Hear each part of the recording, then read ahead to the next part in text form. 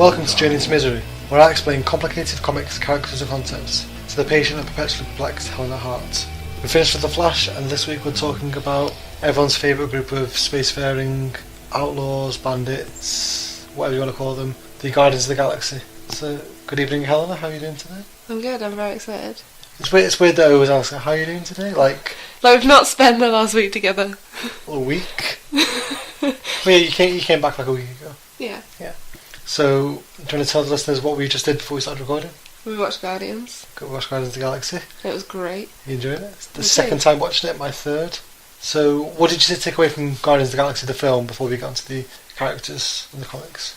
I still don't know anything about what they did in the comics. Oh, I know that, but what did you like about the film? What are your standouts? What are your favourite scenes? Favourite characters? Quotes? The bit with the tree. Like... The bit with the tree? The bit with the tree. That's like saying, like... the whole film. That's like saying, oh, so what's your favourite thing about Captain America? Oh, the bit with the man. They're like when Groot hugs them all. Yeah. And they turn into like the tree ball. I love that you see it as a hug. Yeah. It's very you. See it as a hug. It's a hug. You're not wrong. You're not wrong. I like that bit. And I like the bit where they, like, the ships build the wall around the thing. The Nova Corps. Yeah. Mhm. I don't know what it's called. I can never remember. Yeah. Well, they're called the Nova Corps, and we'll cover them briefly in today's episode. Good. We're going to start. What I want to do is kind of run down the individual characters, because today, I should clarify as well, we're only covering the Guardians of the Galaxy from... The film. Yeah, well, from the kind of reboot from the 2000s. So from, and if anyone who knows what I'm talking about, it's from around 2006 with Annihilation, 2006, 2007, through to the second Annihilation, Annihilation Conquest, through to the Guardians of the Galaxy, and onwards to today. Because the Guardians of the Galaxy were kind of a thing before they were the Guardians of the Galaxy. Before they were like the setup for the film. Yeah, and even before that, they were all separate characters.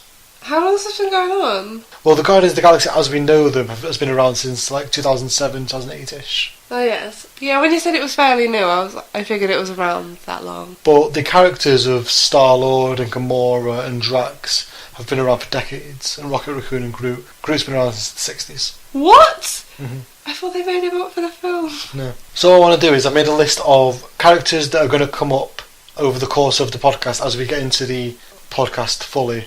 And I'm going to give you what they were doing before they were the Guardians of the Galaxy. Whether it's in the comics, or whether it's just their origins, or whatever. Okay. So we're going to start with Star-Lord, who is Peter Jason Quill, ostensibly the leader of the Guardians of the Galaxy. The guy. Yeah, Star-Lord.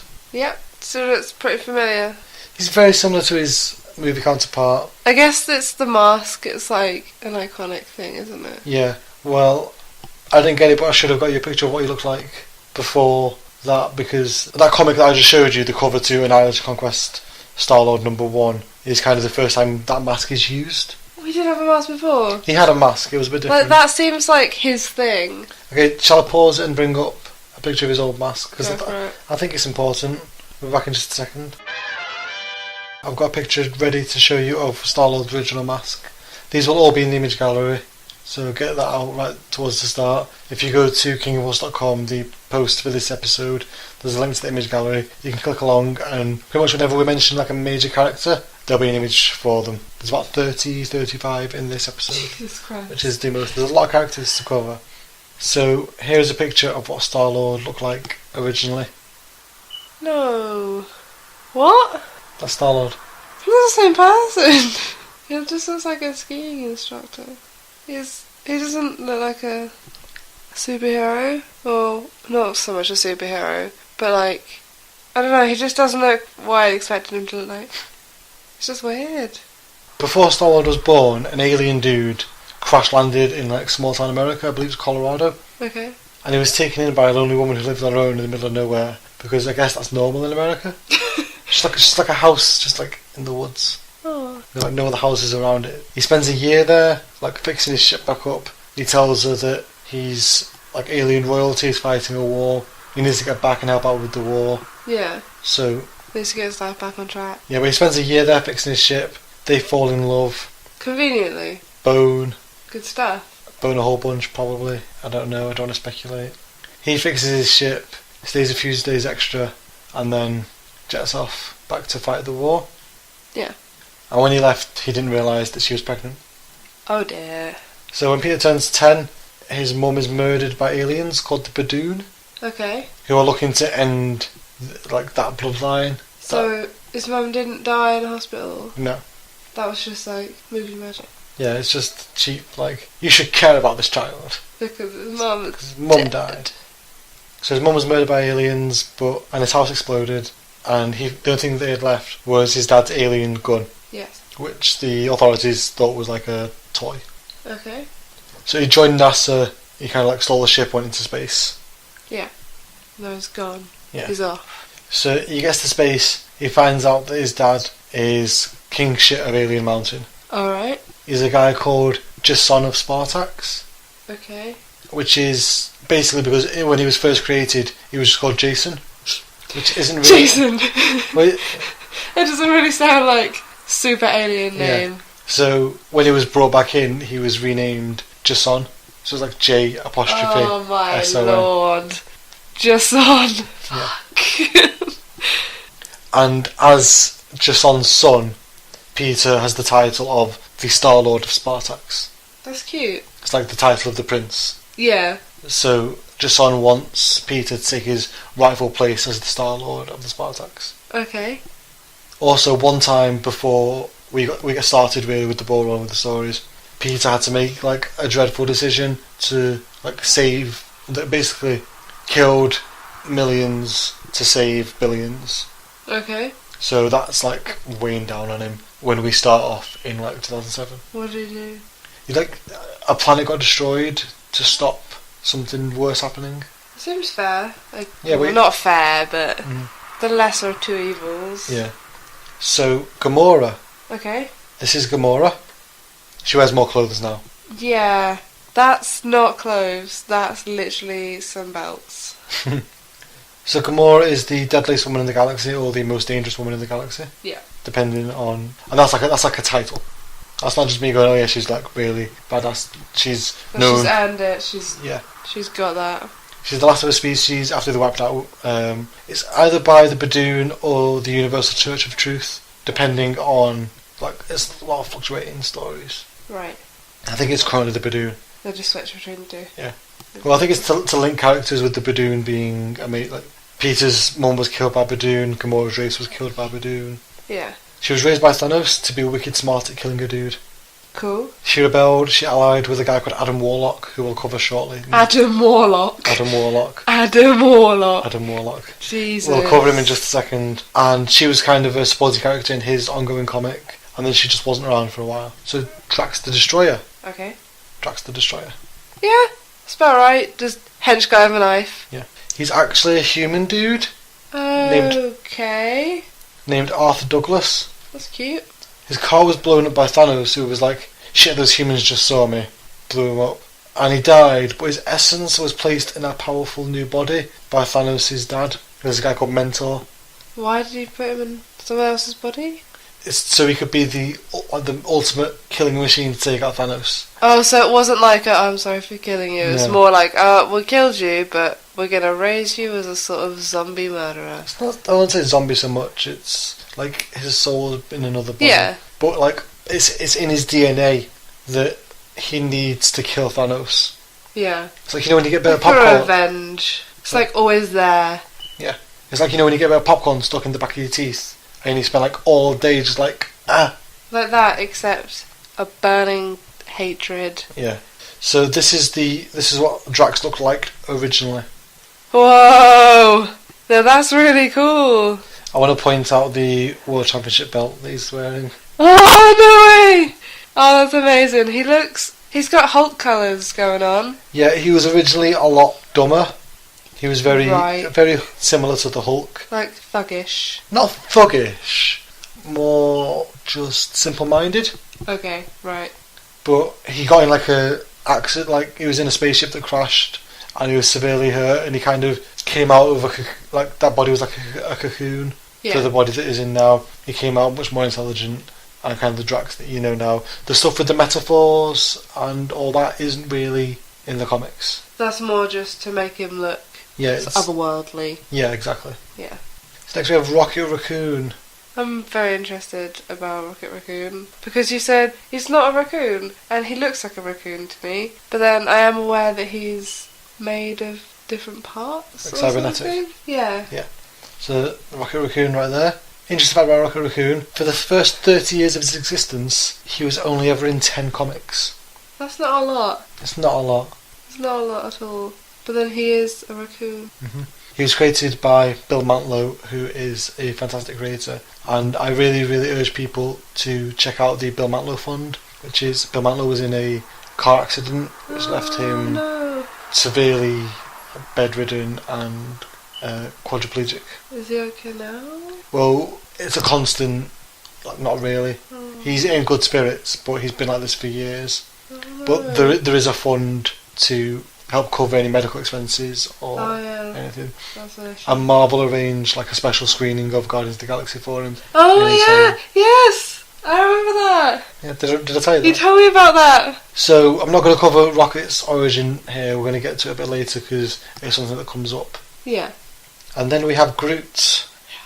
So I'm going to show you a picture of what Groot looked like in his very first appearance. I'm ready. Ah, he's kind of weird. Yeah. Not so much a tree. Yeah, it is. Look at his legs. Yeah, but not like as like branchy and flowy. Do you know what I mean? Yeah. He's more just like a block. Yeah. With More like a like- block of wood. Yeah. Oh. Before superheroes were a big thing, Marvel's kind of trade in comics were monster comics. Characters like Fin Fang Foom the Dragon, Orgu the Unconquerable, and a personal favourite of mine, Sprag the Living Hill. The Living Hill. Yeah. What?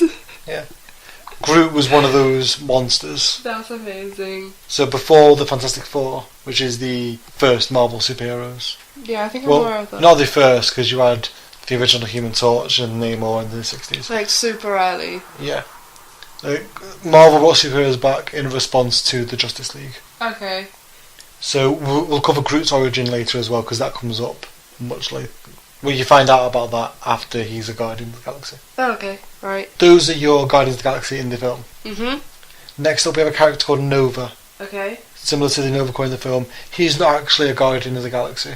Who is he? He's a solo hero. This is Nova. He's cool. Nova's a guy called Richard Rider. He's a kid when a Nova officer crash lands and he finds him, who is the guy John C. Reilly plays in the film. Oh, right. Okay. And as he's dying, he bequeaths the Nova Force to Richard Rider. Novas are a lot different in the comics. They're more like police in the Yeah. film. I got that they were sort of police. Yeah, they are kind of police, but they have they can fly, they can alter the gravity of stuff. Can fly. Yeah. That's They have they can shoot energy burst out their hands. that was amazing.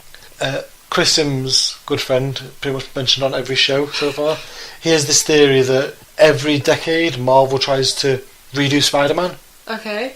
as just like the teen hero juggling a lot of problems. Yeah. So in the 60s it was Spider-Man, in the 70s it was Nova, in the 80s it was... I can't remember who it was in the 80s. 90s it was Speedball, 2000s it was Ultimate Spider-Man, 2010s it was Miles Morales. Right. So Nova, as a character, when he started out, is very similar to Spider-Man. Okay. Right. Yeah, I've never heard of him. Yeah, he's not super important. Oh, he comes up a lot because he's a space hero and he works with the Guardians of the Galaxy, Yeah. but he's never an official member of the team. Oh, so he's not important as part of the group. No, but he works alongside them. Oh, okay. So he's important, I guess. So now we're going to cover some members of the Guardians of the Galaxy who are members in the comics but aren't in the film. They are Guardians of the Galaxy. So this is Adam Warlock. Why is he called Adam? Okay. He's cool. I like him. Oh, we could do a whole episode just on Adam Warlock. He's one of those guys. So let's bullet point this. He was created to be the perfect evolutionary human, Okay. which is why he has the name Adam. Oh, okay. Yeah. Yeah. He dies and rebirths himself a lot. Okay. And when Any reason? it just happens. I'm not super familiar with the 70s, 80s Jim Starlin kind of cosmic Marvel stuff pre-Annihilation. Okay. So, but I know that he dies. He goes in a cocoon. The cocoon's important. He goes in a cocoon. Pardon? He goes in a cocoon. Yeah. Okay. And he he comes out of the cocoon a better person. He evolves. Well, because he's already the perfect evolutionary human. That's not a thing. When? So there's no perfect Well, evolutionary version. Yeah, it's comics. Science! Calm yourself down. But How it works. do you remember at the end of Thor 2 when the Asgardians take the ether to the Collector? Yes. There's a cocoon Do you in the remember background. that? Is that him? It might be. It's him. He's there. There's also a guy called the Magus, Okay. who I'll show you a picture of later. He is an older, evil version of Adam Warlock, Right. who travelled to the past and he rules a religious empire called the Universal Church of Truth. That sounds terrifying. And he wants to make sure that present-day Adam Warlock becomes the Him. Magus. Okay. Next up we have a lady named Phyla Vel. Phyla Vel. That's Phyla Vel. Okay. She doesn't look like a superhero as such. What does she look like? More like sort of princessy, I guess. Yeah, I see what you mean. She's the daughter of Captain Marvel, Okay. who we will cover at some point. yes. She was Captain Marvel for a time. She's gone through a lot of names. That picture that you saw is when she's Quasar. Who's that?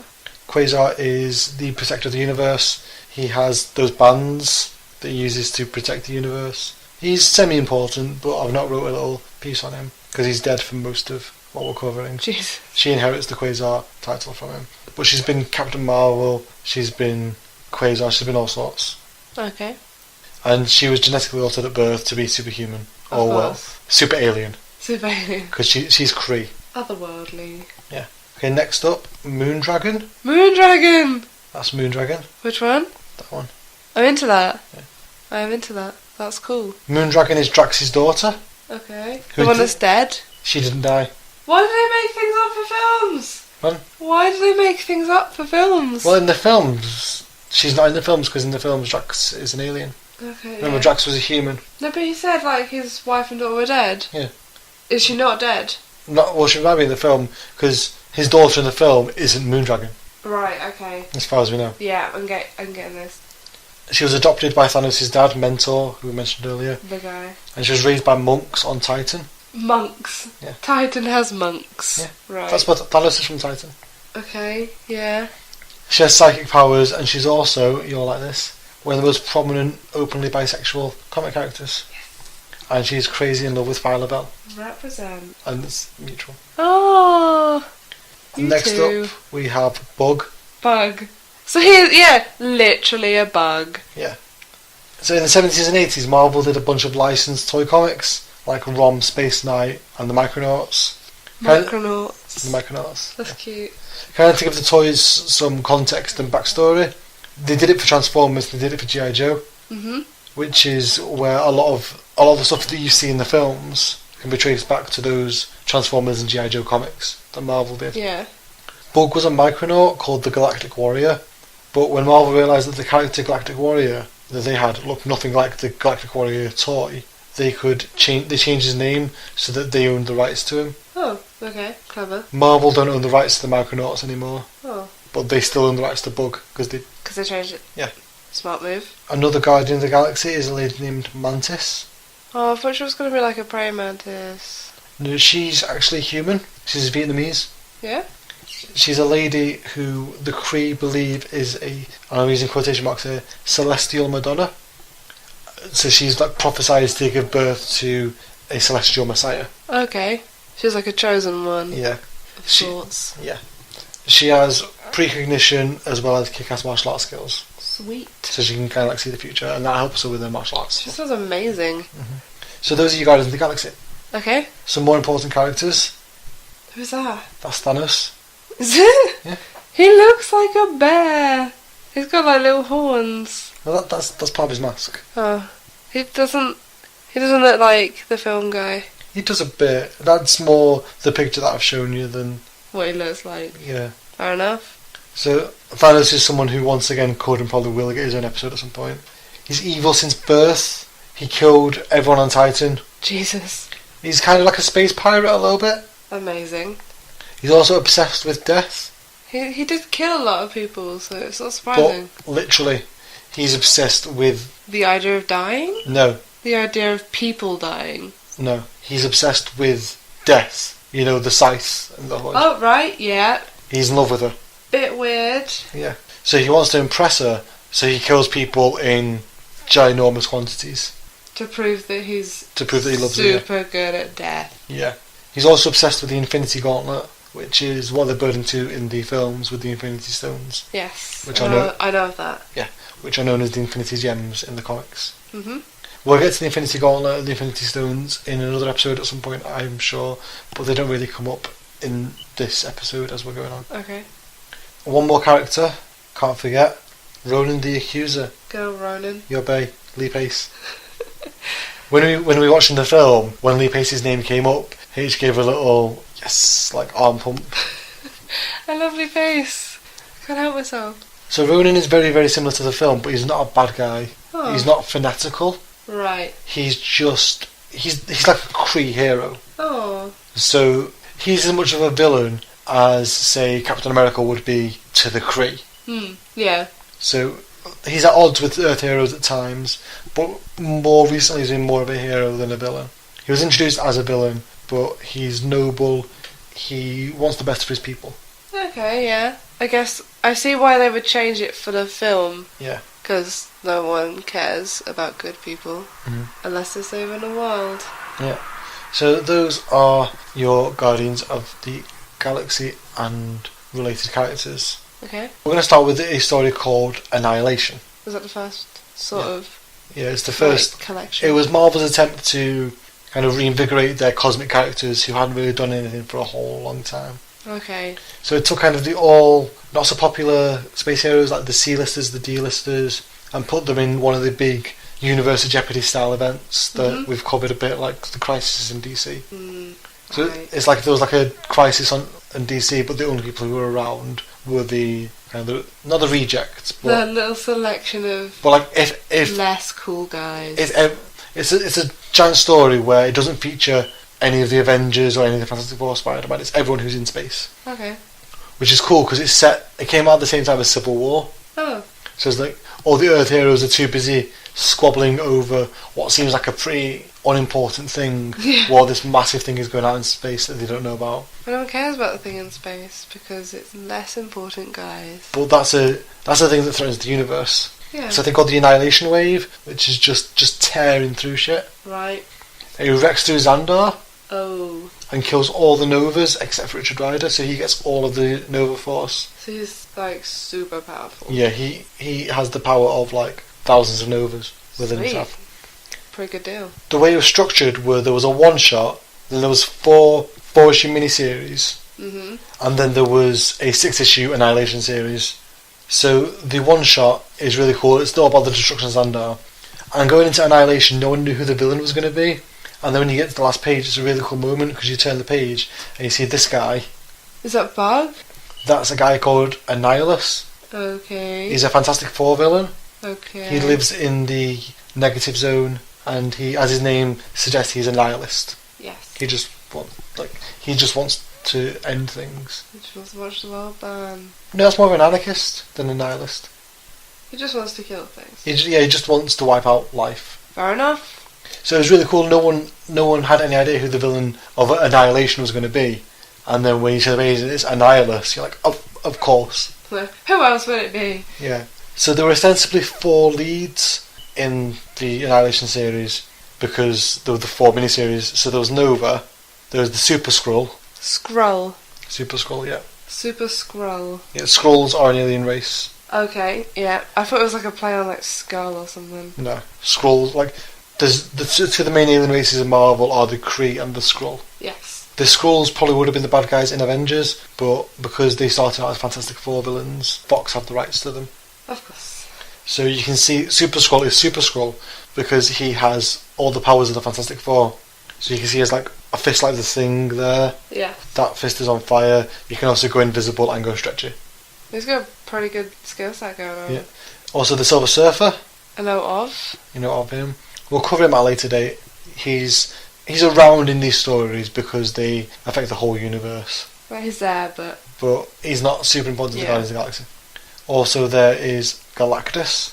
what? What is that? Have you heard of Galactus at all? No. You've never heard of Galactus? Never heard of Galactus. Oh man, this is going to be a detour then. I'm not going to cover him super in depth because we will get to him. especially when it gets to Fantastic Four. Galactus is... Do you know when Bray Wyatt calls himself the Eater of Worlds? He's the Eater of Worlds. Yeah, that's Galactus is the Eater of Worlds. Right. He is it's kind of called like a universal constant. Mm-hmm. There are these characters that are just constants in the universe, like eternity. Like the concept of eternity is a person, not a person, but like a giant entity. Okay. Right. There is Oblivion. There is all these different, and Galactus is one of those. He kind of needs to be around for the universe to function, going around eating worlds to survive. Okay. And the Silver Surfer is his herald, who finds hopefully unpopulated worlds Okay. for Yeah. Galactus to feed on. So that's Annihilation. They defeat Annihilus. It's really cool. Nova reaches in to Annihilus and like pulls all of his guts out Sweet. in a really cool page. And also Drax kills Thanos. Ooh, he gets his day. He like punches straight through him and like has his heart in his hand on the other side. That's amazing. And Thanos just looks down and goes, "This is interesting." That's amazing. That's beautiful. So almost straight after this, Nova gets his own ongoing where he goes back to Earth and kind of does some affairs for like 3 issues. Then there's Annihilation Conquest, Yep. where a bunch of robots called the Phalanx take over Kree space. All the Kree space. Yeah, they wall it off, no one can get in, no one can get out, Oh no. and they infect everyone with a techno-organic virus That's that nice. makes them Phalanx as well. That's helpful for them, I guess. So, Efficient. Sorry? It's efficient. so Star-Lord is putting a team to take them down, and this is the team here. No, it's Rocket Raccoon. So you've got Rocket Raccoon, Bug, Mantis, Groot. Groot looks really cool. You also have Captain Universe and Deathclaw. They both die in this series. Aww. But along with Star-Lord, this is basically the start of... The Guardians of the Guardians Galaxy. of the Galaxy. Yeah. It looks so cool. And at this point, Phyla-Vell has become the new Quasar, and along with Moondragon, who has become an actual dragon. Sweet. That's amazing. They find the reborn Adam Warlock, who went into hibernation cocoonism after the Annihilation Wave, because he's kind of tapped into all life on the universe. Yeah. And when so many people died at once. It's exhausting for him. Yeah. But he's woken up too soon, so he's kind of erratic, he doesn't have full control of his powers. So it's going to be like a weird for a bit. Yeah. Nova, Drax and Gamora get infected with the techno-organic virus, Oh no. but thanks to a guy called Warlock, Not Adam. not Adam Warlock, Right. he gets expunged. They get expunged from them. Okay, that's good. Like, That's safe. Warlock is a Technarch, which is the precursor to the Phalanx. They're like related Okay, alien yeah. species, so he can purge them of the techno-organic virus. The bad guy of Annihilation Conquest is revealed to be Ultron, Sweet. As in Age of? as in Age of Ultron, Yeah. who, after fighting the Avengers, the Ultron consciousness was broadcast into space to kind of get him away from Earth, but it was intercepted by the Phalanx and he took them over. So Ultron is the Phalanx are Ultron, they are basically the same thing. Yeah. But he wants to transfer himself into Warlock's body, Why? because Ultron is the perfect artificial intelligence, Warlock is the perfect organic life form. So the two combined. Yeah, so it'd be the two would be combined. amazing. Yeah. He kills Moondragon Oh no. and kidnaps Warlock to do the transfer, which he does. Okay. Meanwhile, this is going on. Ronan and his posse of merry psychopaths are gathering up a bunch of old Kree robots called Kree Sentries to eliminate the Phalanx, but it will destroy the Kree homeworld in the process. Oh dear. That's not good. And at the same time, Star-Lord's team infiltrates the Babel Spire, which is where Ultron hangs his hat.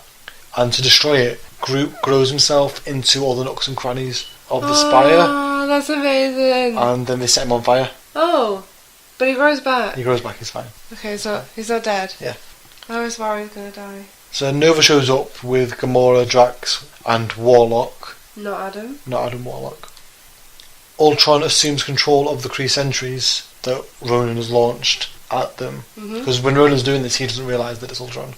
And he forms them together to make like Mecha Ultron. Whoa. Like Godzilla-sized Ultron. Jesus Christ. But Phyla-Vell masters the power of the Quasar bands, and along with Adam Warlock, they use all the life force that Ultron has kind of killed, like all the life force of people he killed, to take him down, and that's how they win Annihilation Conquest. Seems about right. So after that, Peter Quill's like, the universe just suffered these two things back to back. Give it a break. Not just that, there needs to be a response team for if this happens. We need to stop this happening again. So he recruits Adam Warlock, Drax, Gamora, Rocket Raccoon, Groot, and Mantis is their kind of like support staff. So very similar to the movie lineup then. Yeah. But with added Adam Warlock and Mantis. Yeah, very similar but not quite. They set up shop on Nowhere Yeah, from the film. where they went. Yeah. Which is the severed head of a Celestial. Yeah, they said. Yeah. They said. It's the same. It's the Celestials are, you know, the dude in the film with the giant staff who.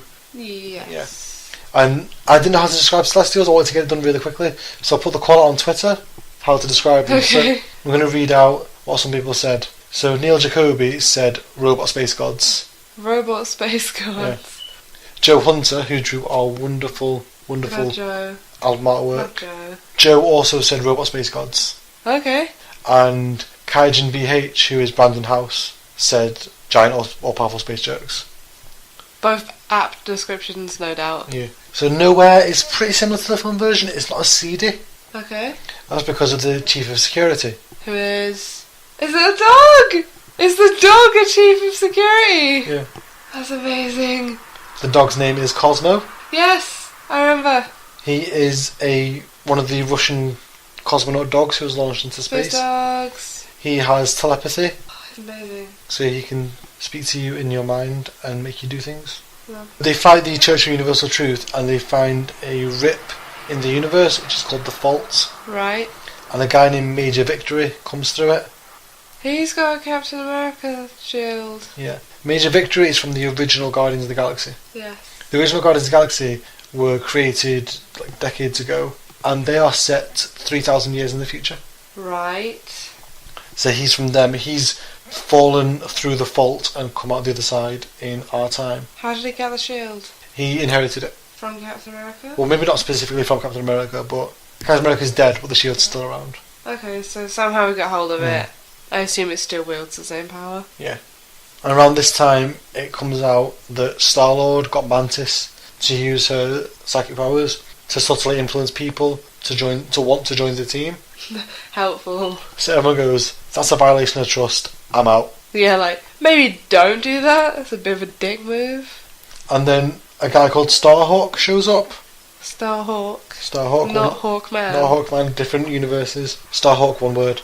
Okay. He is also from the Future Guardians, and he's warning of a great disaster in time and space that's due to an anomaly in this time period. Yeah.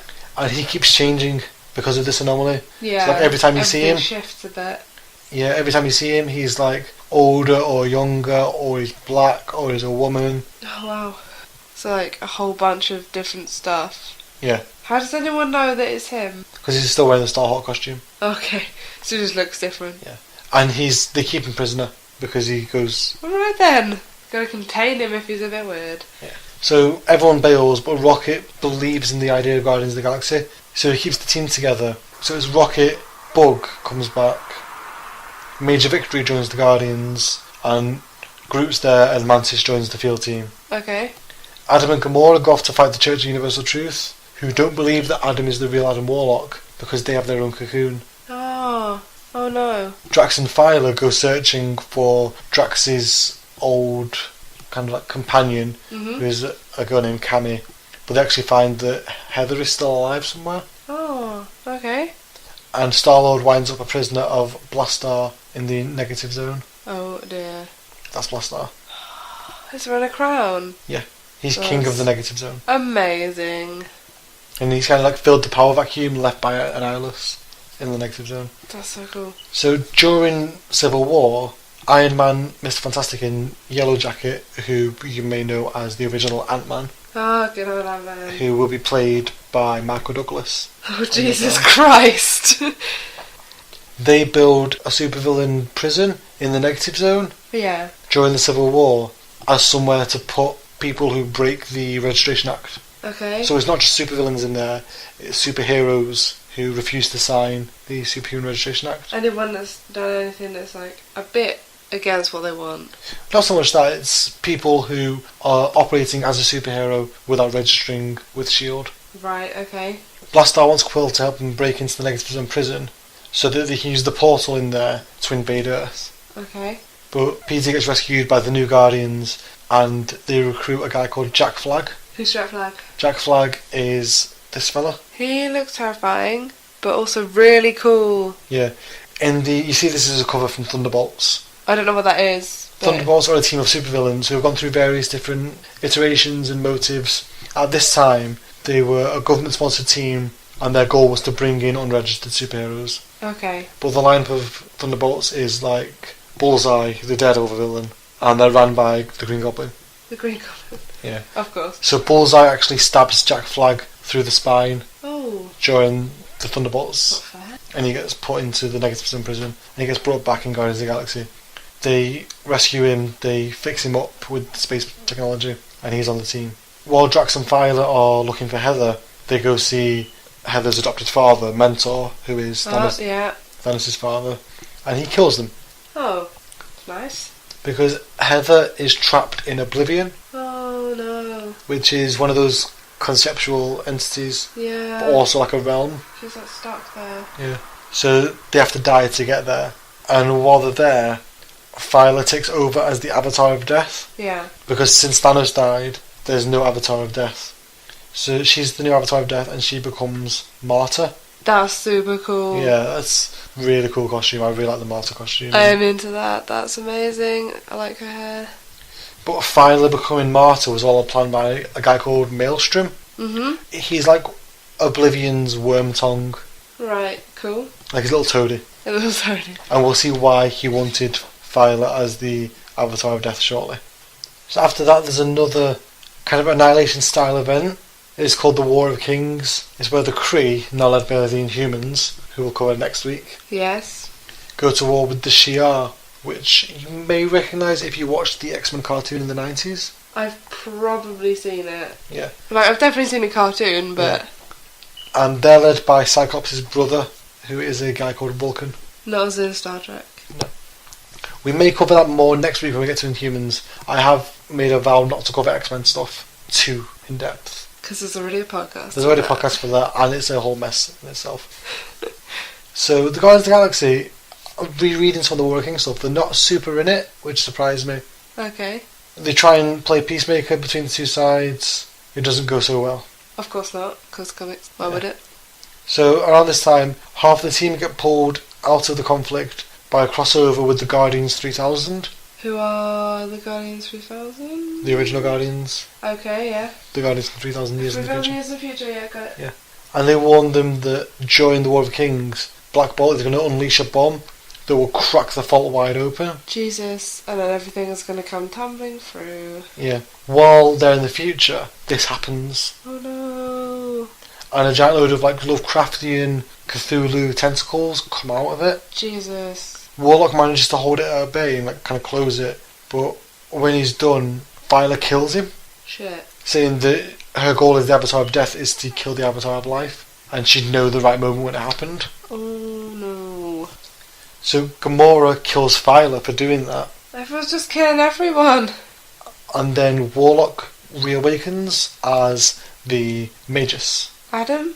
This is Adam. Pardon? This is Adam. Yeah, Adam Warlock and that's Magus. Right, okay. And he snaps Gamora's neck and throws her into space. Alright then, so everyone's dead. So we go back to the missing team, and every time's just gone crazy. Star-Lord is super old, Mantis is a baby, Bug is a teenager, and Jack Flag is kind of phasing sideways through time until he doesn't exist. Everything's just got a bit Yeah. weird. They keep slipping through possible futures and teaming up with possible versions of Guardians 3000 until they're rescued by Kang the Conqueror. Who? Kang the Conqueror. Kang the Conqueror, who looks like he's got a retro bike helmet on. Yeah, we need to look at those thigh highs. I'm amazed.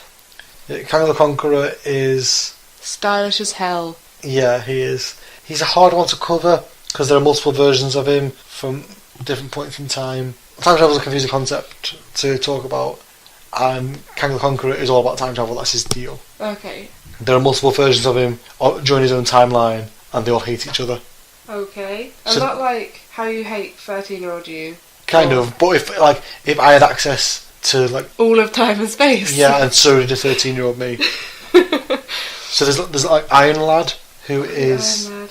13 he's like 17-year-old Kang the Conqueror. Then there's Kang the Conqueror, there's Ramatut, there's Immortus. All the same person at different points in his own timeline. Fair enough. And he's trying to stop the Magus because he's messing with the time stream, and that's Kang's whole deal. He sends Peter back, he sends all the Guardians back to stop Adam before he turns. Yeah. So he gives Peter a cosmic cube, Cosmic cube. yeah, which is the Tesseract. Oh yeah.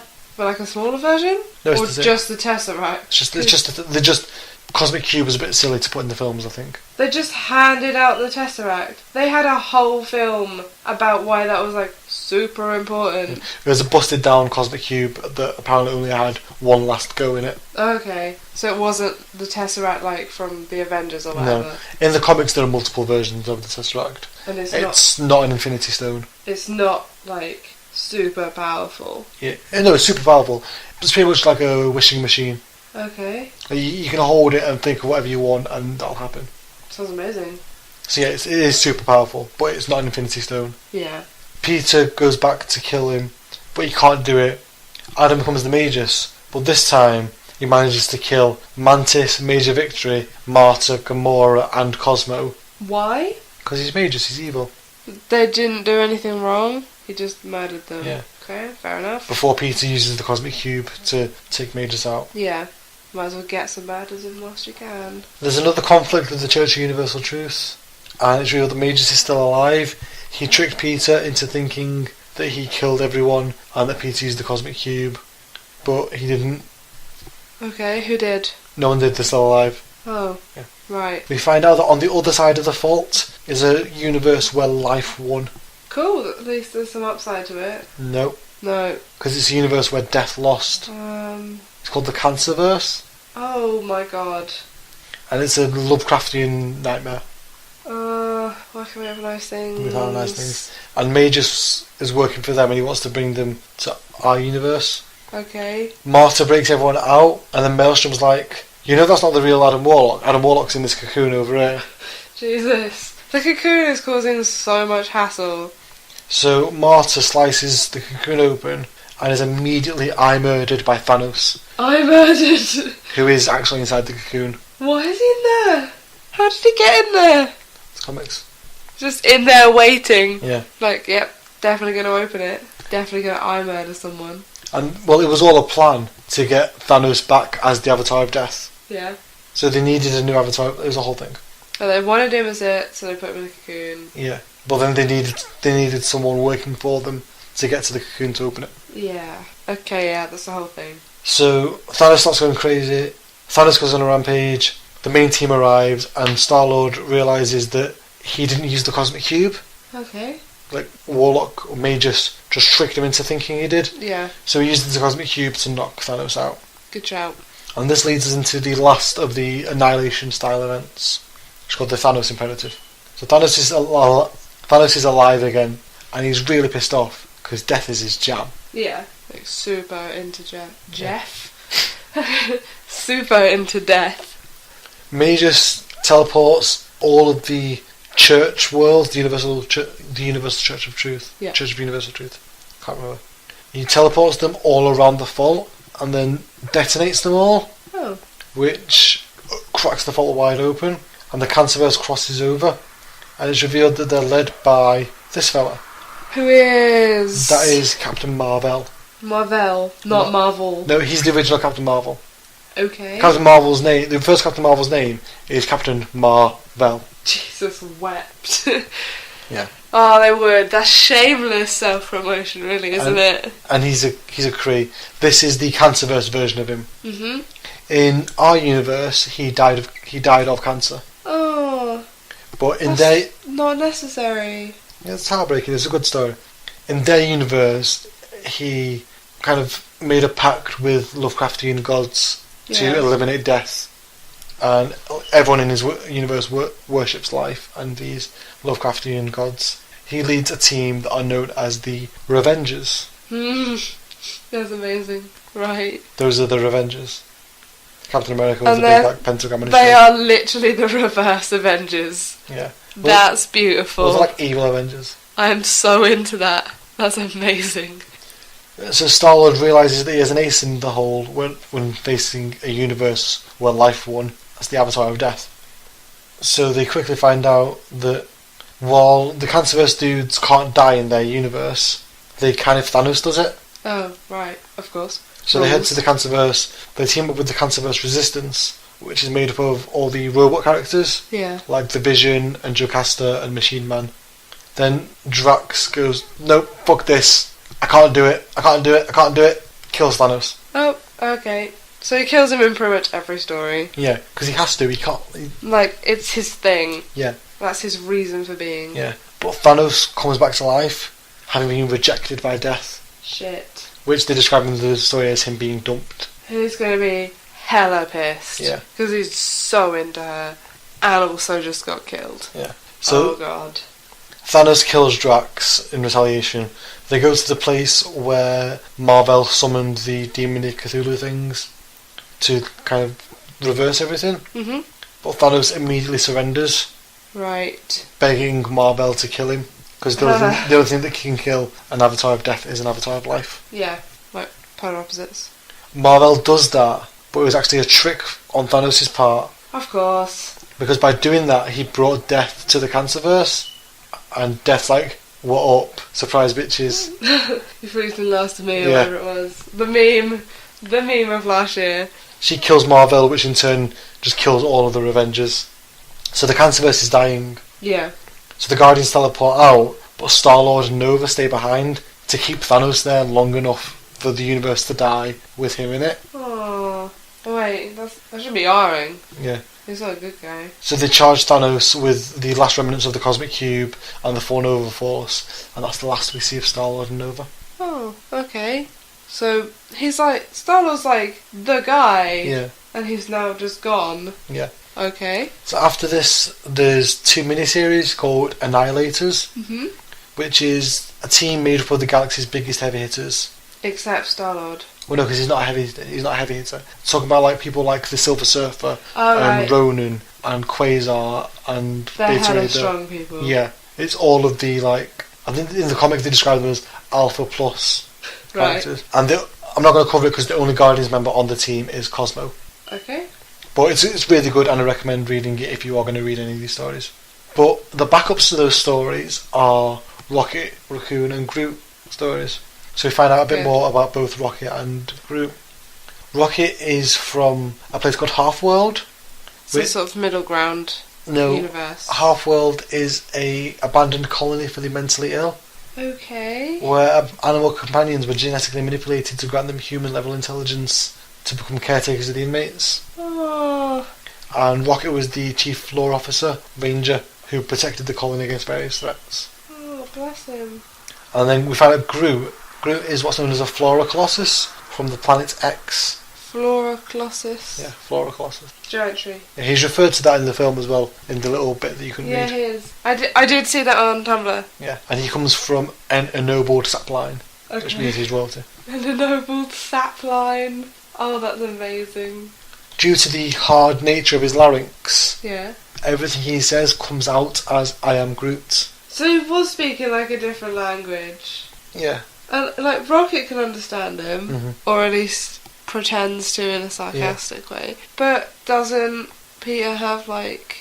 But yeah, no matter what he says, comes out as I am Groot because of his larynx. It's not like they speak in a different language. It's not like I am Groot translate different ways depending on tone. It's like when the words start here, They they're don't word. make it out. Yeah, but by the time they make it out of his mouth, they're always I am Groot. Okay, yeah. That's not I understand that. That's not confirmed. That's just something that Maximus the Mad states when they meet up. Yeah. But there's a reason he's called Maximus the Mad. Yes. When Groot actually first shows up in the Star-Lord miniseries, he does speak just regularly, Okay. but they kind of realised it was more fun. Just have him say, I I am am Groot. Groot as a teen like a little teen tree, a treen. A treen. He didn't get along with his fellow saplings. He preferred the company of the maintenance mammals, like little squirrels, and Oh, So- maintenance mammals. who the other saplings treated like second-class citizens. Oh no. So Groot stumbled upon some other saplings kind of bullying and torturing some maintenance mammals. So Groot kills the sapling and he's exiled from the planet as a part of that. Because he killed a bad guy. Yeah. So that's Groot's origin. Oh, Groot. That's what you wanted, wasn't it? I love Groot. He seems like a good egg. Mm-hmm. A good seed. So around the time the Avengers movie comes out, a comic called Avengers Assemble is launched. Yes. Heard of. We've heard of the film Avengers Assemble. Seen many a time. Yes. They launched a comic with the same name, Avengers Assemble. Yeah. Anyone listening in America might not know, in the UK the film is called Avengers Assemble and not The Avengers. I just call it the Avengers. Yeah, everyone just calls it The Avengers. But because of they had like a cartoon or something. No, it was a British like spy TV show Okay. called The Avengers. Right. And in the Avengers Assemble comic, the lineup is Iron Man, Captain America, Thor, Hulk, Hawkeye and Black Widow. The movie setup. Yeah. So they team up with the Guardians of the Galaxy. Which the lineup is Star-Lord, Drax, Gamora, Rocket, Groot and Bug for some reason. movie lineup plus Bug. Yeah. To take on Thanos, who the issue where Thanos shows up came out the same week as Avengers. So like you finish watching Avengers, you go, oh, who's that Thanos guy? Oh, I buy this comic called Avengers Assemble. Okay. Oh, Thanos. So it's all like very geared towards movie sort of setup. Yeah. And Thanos is after the Tesseract in the comic as well. Yeah. So, do you see anything wrong with that? Any people who shouldn't be there? Bug? He just, I don't know. Well, yeah, but Bug's still alive at this point. Oh yeah, because like Peter's dead, isn't he? Peter and Thanos were trapped in the Cancerverse. Yeah. So there's like a whole bunch of dead guys or people that have been eliminated in some way. Yeah. Well, we'll get to that. So then the Guardians get relaunched as a comic by a guy called Brian Michael Bendis, who is kind of the closest thing Marvel have to Jeff Johns. Okay. He's their like A+ player. Super important guy. Yeah. He wrote the Avengers for like 10 years. That's a long time. So a lot of issues. Iron Man joins the Guardians to kind of have like an Avengers representative in space. Yeah.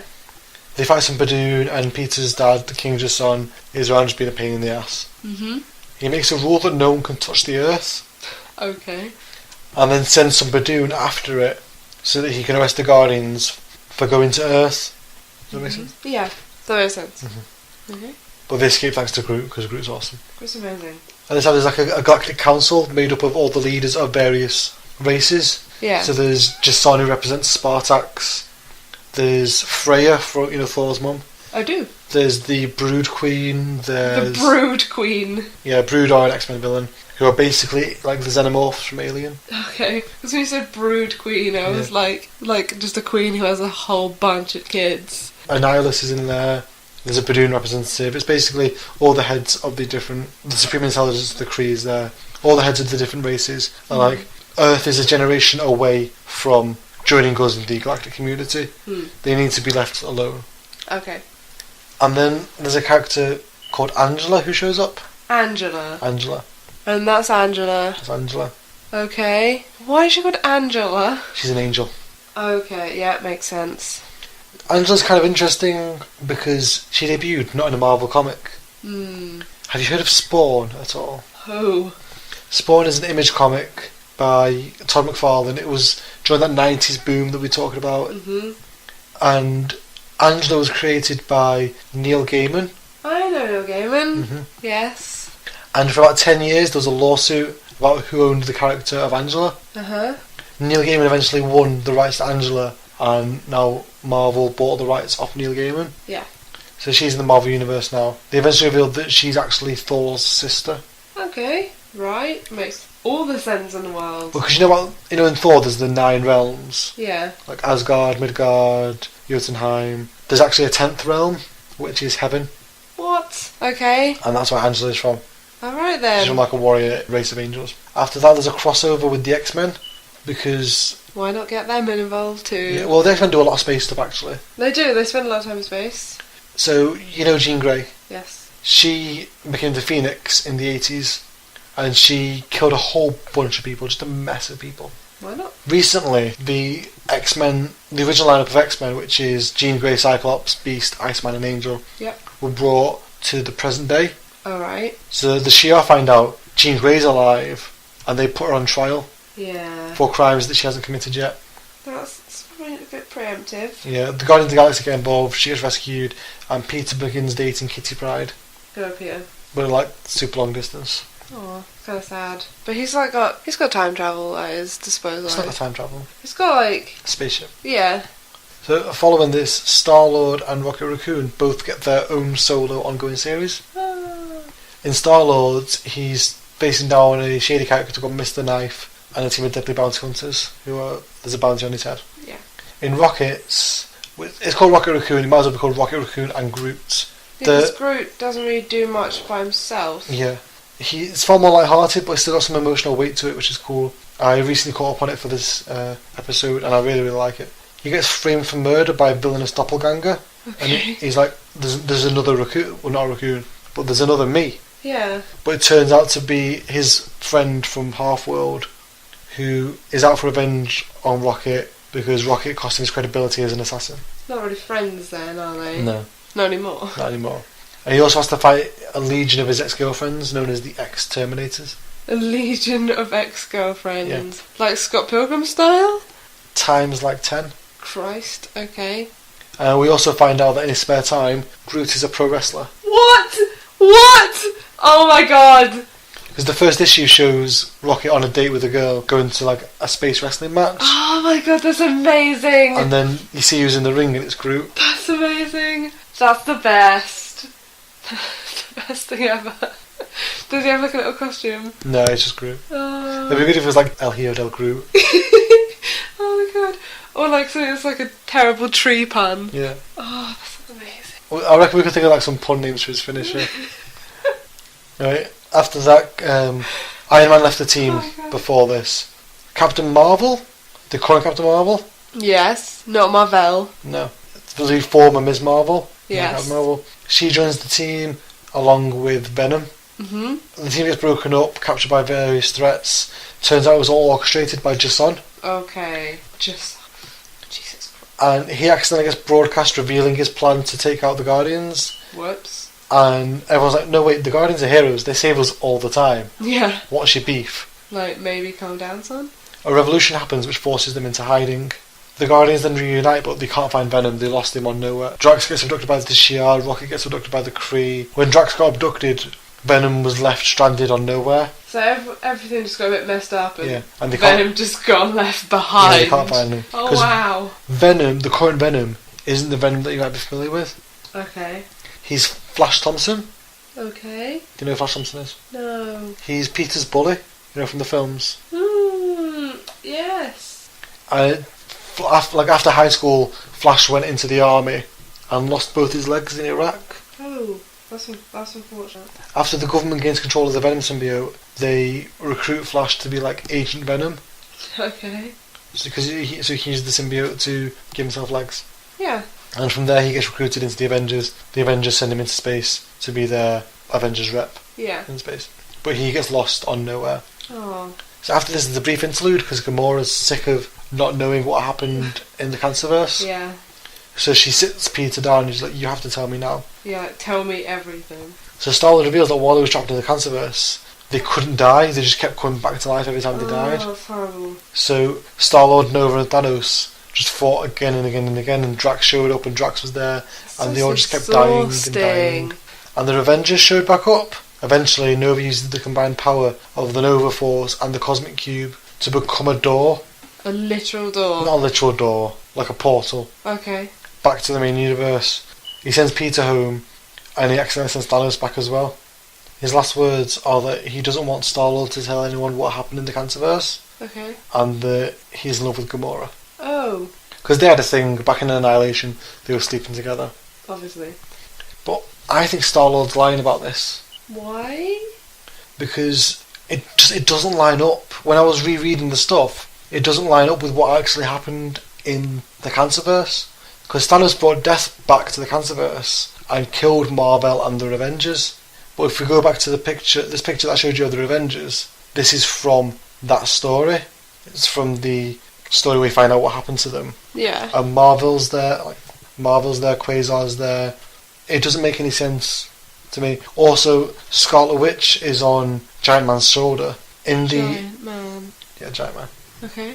In the Canterverse story, you find out that Scarlet Witch is actually working with the Resistance. Hmm. And also there's stuff like when Nova died, he was currently back together with a girl named Namorita, Okay. who is the love of his life. Gamora's the woman that he had a fling with, but Namorita's like his childhood sweetheart. Oh. So there's just a lot of facts in Star-Lord's story that don't line up with the story that we read. Yeah.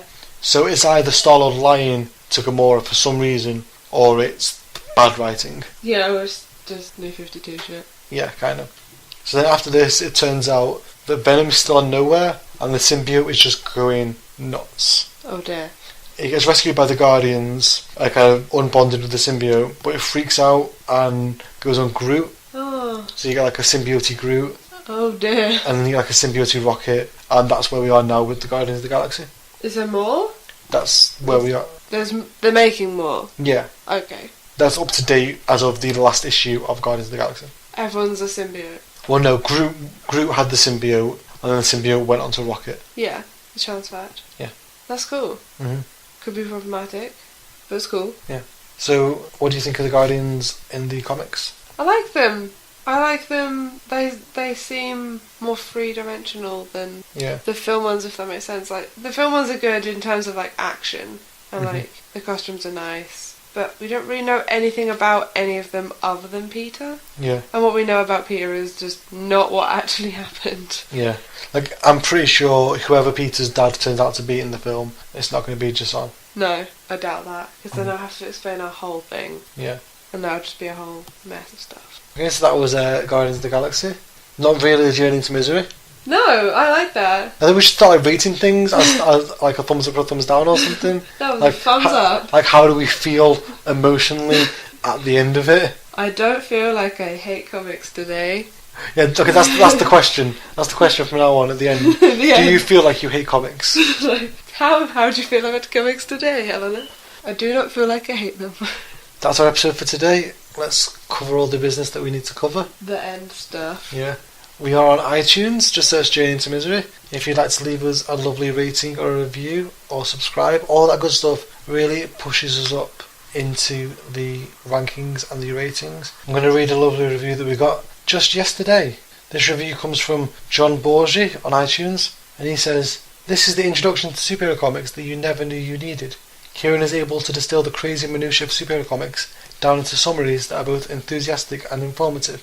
Helena's reactions really make the podcast, providing some hilarious and welcome perspective on all the super shenanigans." It's nice. It is nice. Thank you, John. If you would like to just take 5 minutes to leave us a rating and review, we will take the time to read it and give you a little shout out on the show if we remember and see it. If iTunes loads, ever. So just search Journey to Misery on there. You can send us an email, journeytomisery@gmail.com. Whether you've got any questions, whether you've got any corrections, whether you just want to tell us you enjoy the show, anything you want, send it to journeytomisery@gmail.com. And there are the image gallery. The image gallery. I kind of feel bad about the image gallery. I realised it this week.